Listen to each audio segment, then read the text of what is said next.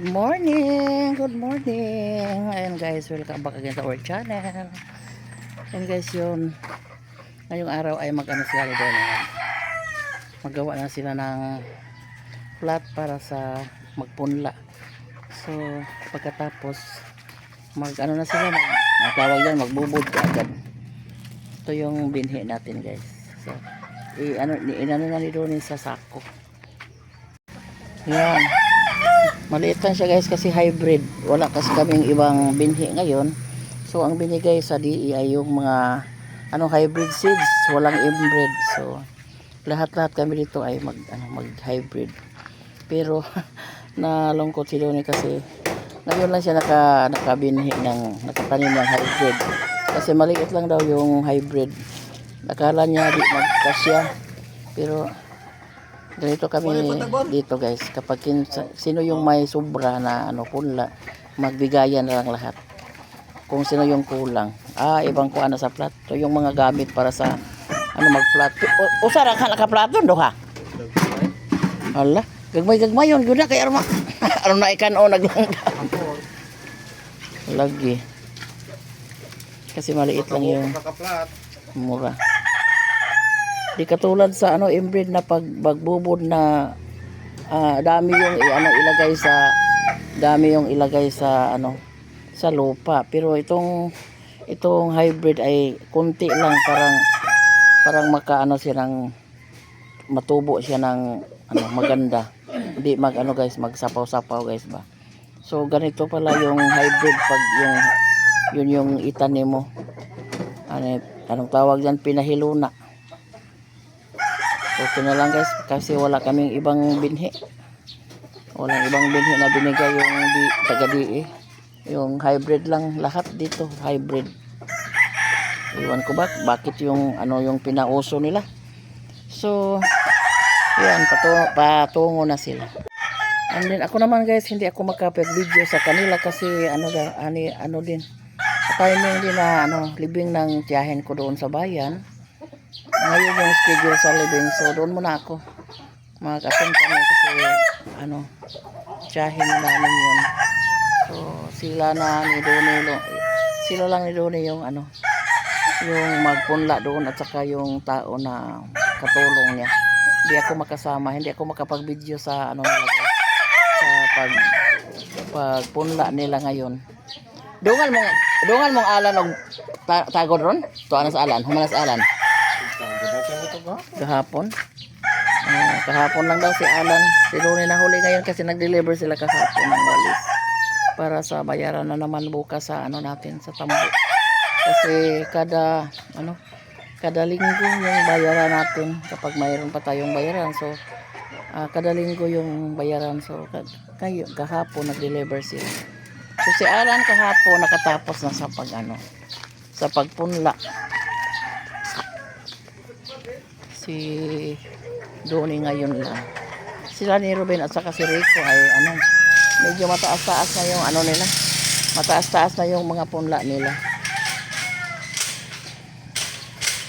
So yan guys, hindi tayo makasabay sa kanila ngayon sa pagpunla.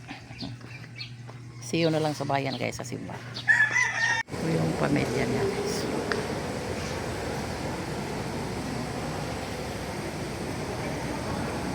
Rest in peace, Ate Mary.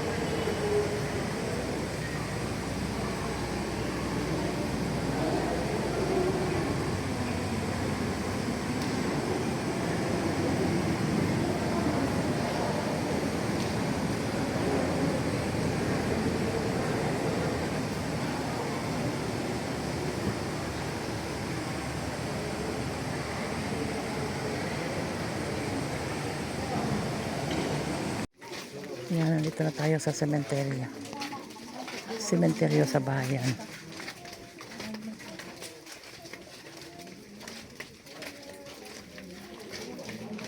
Mahirapan sa guys, pagdaan kasi daming mga pansyon. Kasi doon inilibing sa lola namin. Kanilang mama. Dahan-dahan lang, dahan-dahan.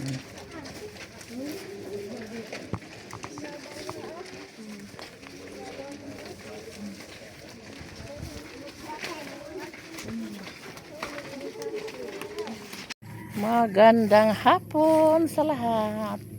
Magandang hapon sa mga kaibigan natin dyan, mga viewers. Mayong hapon. Nandito tayo ngayon dito sa Ilaka Mamaluring, sa natin, sa palayan natin. Tingnan natin yung pinunla nila ni Doni kahapon ng umaga. Di ako nakasabay kahapon guys kasi may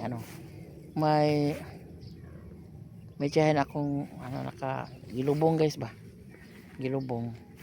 So ngayon sabi ni Donnie daw, punta daw kami dito. So sabay na lang ako parang makatingin ako kung ano na bang nangyari sa ating punla. Ay Ginoo ko, sa kanila ni Ruben ay na, tag-asa naman ang Ruben do no, og ni Rico mo ni hybrid nila gyapon. Kanto to, akin sa man to, gamay. Kang me na? Para sa dalawang area kasi kang Ruben na area na taniman. Yan ito. Pila ni ka plat doon?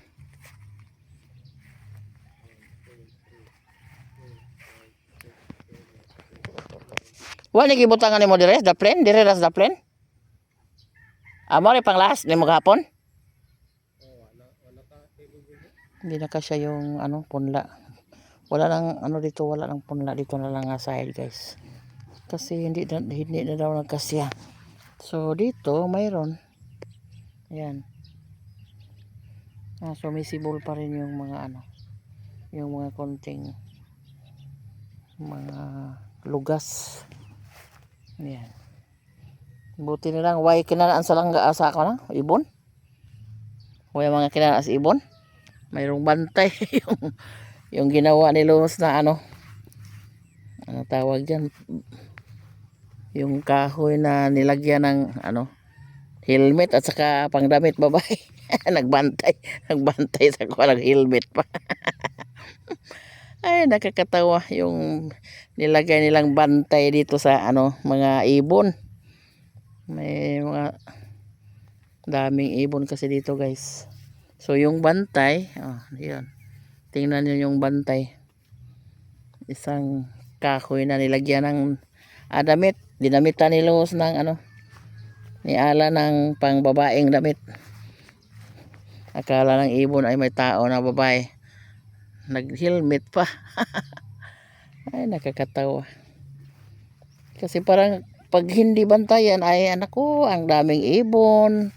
So matakot yung ibon sa matakot yung ibon sa kung may makita silang parang taong nagbabantay. Yan. Yung sa kabila ay kay Alan. Doon yung kang Alan doon sa pangalawang kahon.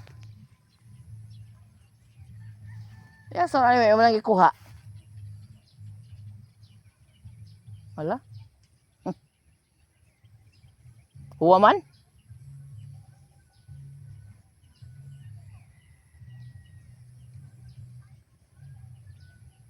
Sana hindi ito makain ng ibon kasi konti lang yung ating punla guys. Wala na kaming ibang punla. Ay pwede naman nilang ilaha kuhaon doon kay daggo naman. Doon? Kinuha yung mga para pang bugaw or abog sa mga ibon kasi malalaki na yung sa kanila. Hindi na yun kakainin ng ibon kasi mga mataas na yung mga punla nila. So yung sa amin ay kailangan pang babantayan ito. Pero dahil malayo man kami guys, so kinuha ni Donnie yung kanilang ginawang pang bang tawag sa guys, pang abog sa mga langgam, pang ewan ko ba guys, i-translate na lang ninyo. Yan yung pang pang bugaw, pang abog sa mga ibon. Kasi matakot yung ibon kapag makakita ng mayroong parang tao. Kana. Yung kanilang Rubin, kinuha ni Donnie. Hindi na kailangan yung sa kanila bantayan kasi mataas na. Diha, yag-usa. Diristo nga. Nag-usa po dito. Ana. Kapag gumagalaw yung plastic. So, matakot na yung ibon. Lalong-lalo na pag may hangin. Ayan. Walang tao sa kalus. Sabi ni nandoon si Camilo sa puno ng mangga. Magduyan-duyan. So sabi ni lang sa kanila, kakalakad lang, kaalis lang daw.